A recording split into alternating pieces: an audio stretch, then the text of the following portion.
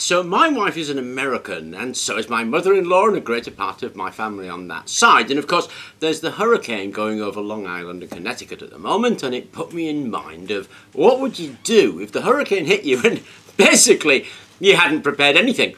How would you be able to get those things that FEMA recommend just from stuff that was either lying around or easy to get hold of? And in 1226 we made a hand generator using this or an egg whisk as a gearing mechanism.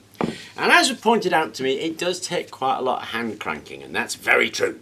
So how would you get that power if you were in that situation? Of course, going to be lots of people in that situation. So I started thinking about making a battery from things you could find just around, probably in your own home, and certainly easy to get hold of if it's not in your own home. So what I came up with was this.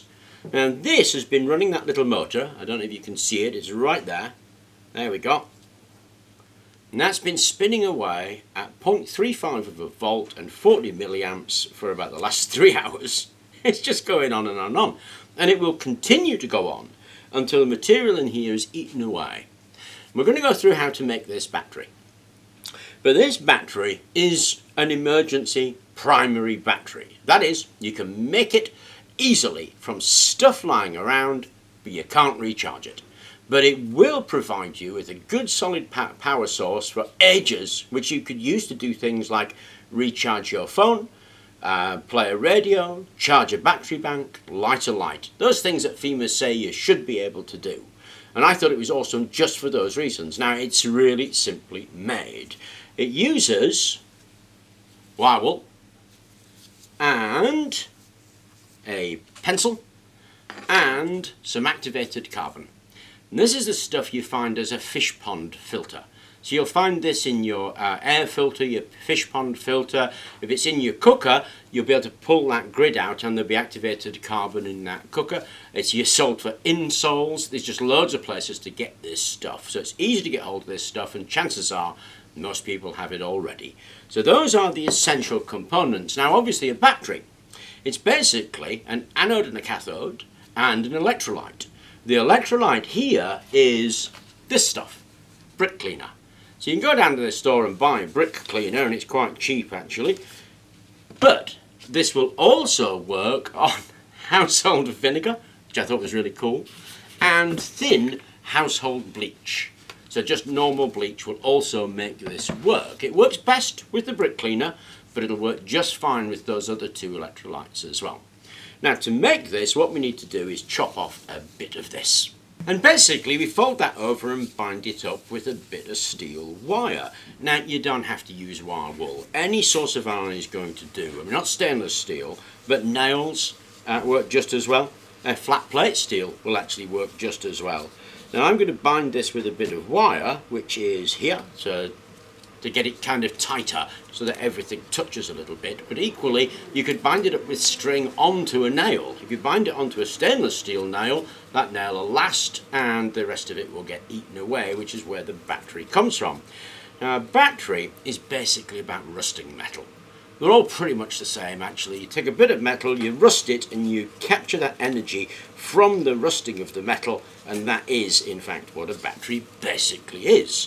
So what we're going to do is rust this iron. Now iron batteries are tremendously popular as the local sort of latest fad battery to look at. Everybody's looking at iron because it's cheap, it's abundant, and it's absolutely used everywhere. It's a crazy amount of iron we produce actually. I think it's around about 1 billion tons per annum or something stupid. It's a huge amount of iron that we produce. Anyway, we've made our little iron bundle, and it's got a little iron wire sticking out. Like I say, you could use nails, you could use sheet. I've used wire, but you could bind it up with string and stick a nail in there as well. All of those are going to do just as well.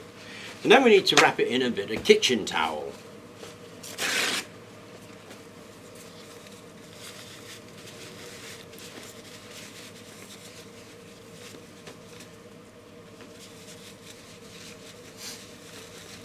And when we've wrapped it up, we need to stick it in a container.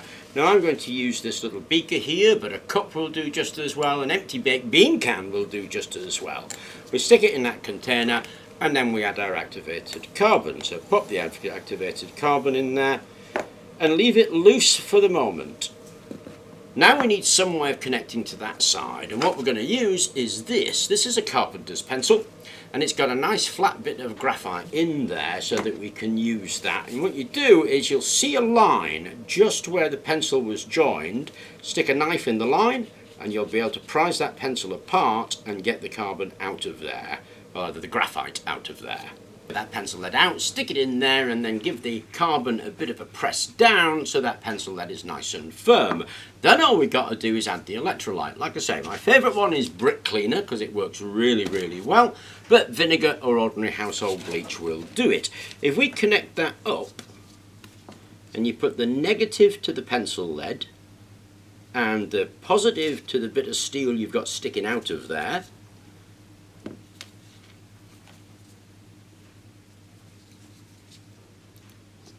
we are actually ready to go. Now you'll see that motor right there. Let me give you a close-up of it so as I add the electrolyte you can see the motor. So there's the motor right there, and there is the battery, and here is my brick cleaner. If I pour that brick cleaner in there,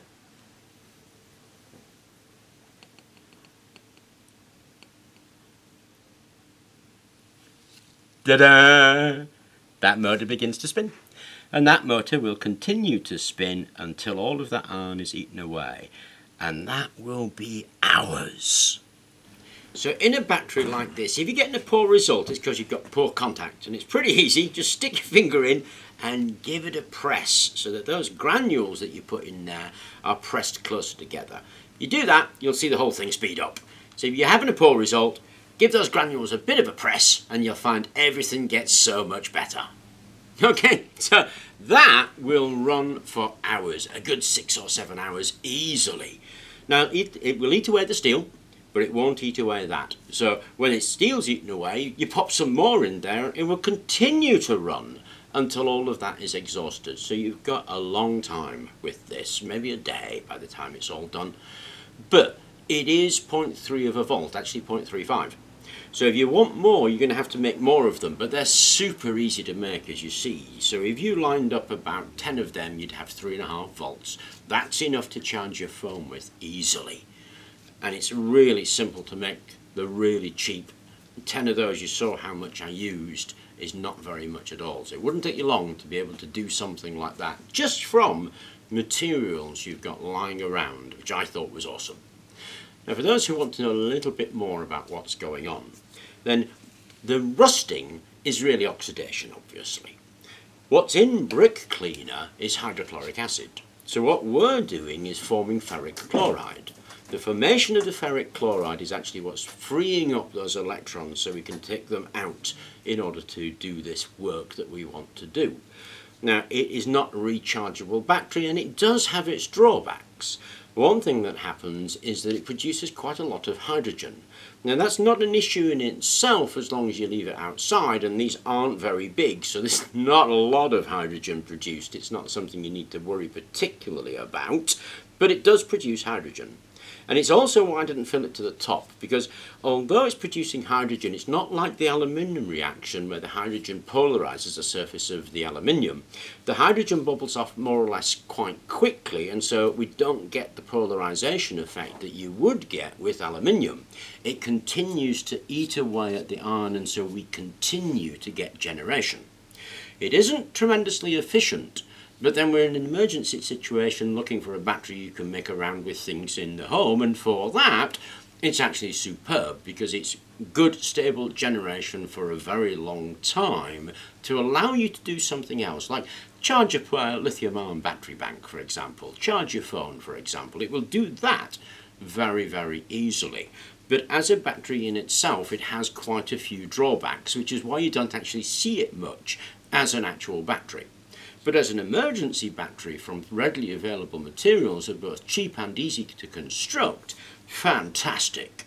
It also makes a brilliant sort of science fair project, obviously, because there is something magical about sticking a few bits and pieces of everyday objects in there, pouring in brick cleaner, vinegar or household bleach and having it do something. That's actually really quite a magical thing to see.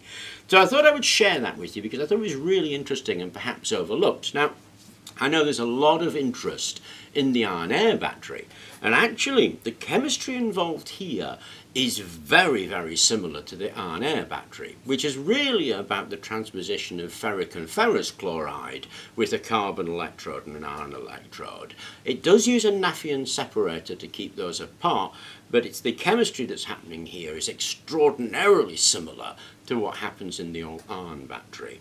Here, of course, what we're only actually doing is rusting the iron so that we can get that energy out from that rusting reaction. We're not wanting to be able to reverse it, and because we don't want reversibility, then the whole thing is actually very much simpler to deal with. But an emergency measure, like I say, I thought it was super cool because actually it is such an easy thing to do from a whole range of materials, as long as you've got a bit of bleach, vinegar, brick cleaner, activated carbon, and any old lump of iron, nails, flat sheet, wire, wool, and you can stick it in a pot.